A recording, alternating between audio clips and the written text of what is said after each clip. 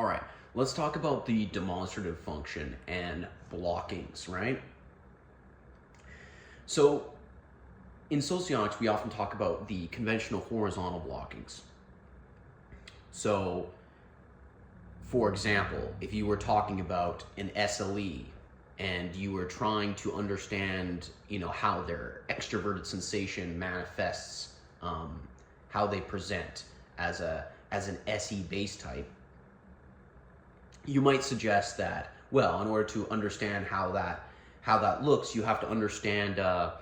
how the different blockings with extroverted sensation look. So you have to understand the difference between what SE paired with introverted logic, how that appears, versus extroverted sensing paired with introverted ethics, and how that appears differently. The idea that the only way to understand any of these elements in terms of how they actually manifest in the world is through these blockings, right? Now, if we take that premise, when we look at the demonstrative function, you'll notice that usually when people talk about how a person actually uses their demonstrative function, it's very rare that they're talking about it in terms of the horizontal blocking of the id block between the ignoring and the demonstrative. Because you're ignoring function, right? So people are not usually talking about it in terms, when they're talking about the demonstrative function, they're not usually talking about it in terms of that horizontal blocking. So if someone was talking about, say, for example, a SLE, they wouldn't be talking about the SLE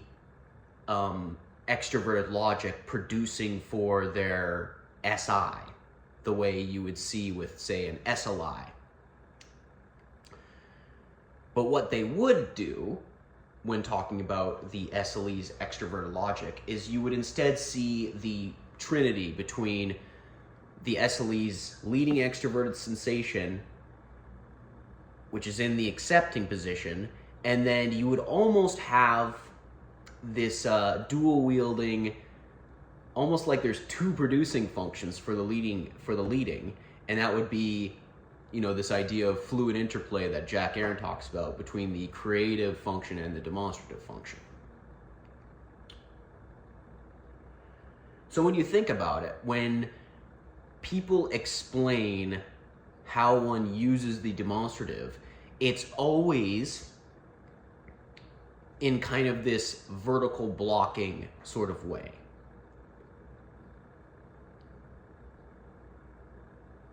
And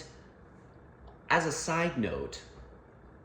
when it comes to the notion of valued versus subdued, I've entertained the notion that the demonstrative function is the one area where it actually, the valued versus subdued idea, we get into a bit of a gray area here, right? The reason I say that is if you take a type, the demonstrative function is so sort of symbiotic, inseparable from how the ego block functions, that when a person speaks about, what it is they innately value and the innate value they express for what we can call their ego block, I don't think that they are consciously separating out the parts of that involve the demonstrative function, because again, the demonstrative function is so critical to that ecosystem, that trinity functioning, that to say simply that you do not value the demonstrative function, I understand that the valued subdued dichotomy is in many ways the very basis of socionics, at least in terms of, this idea of quadras, quadra values, etc.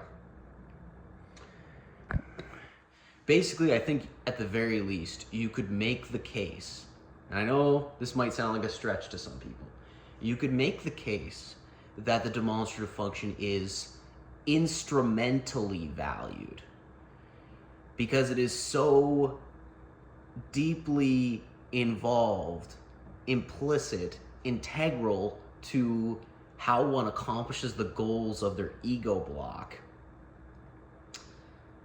that to simply just say the demonstrative is not valued, I think leaves a fair amount of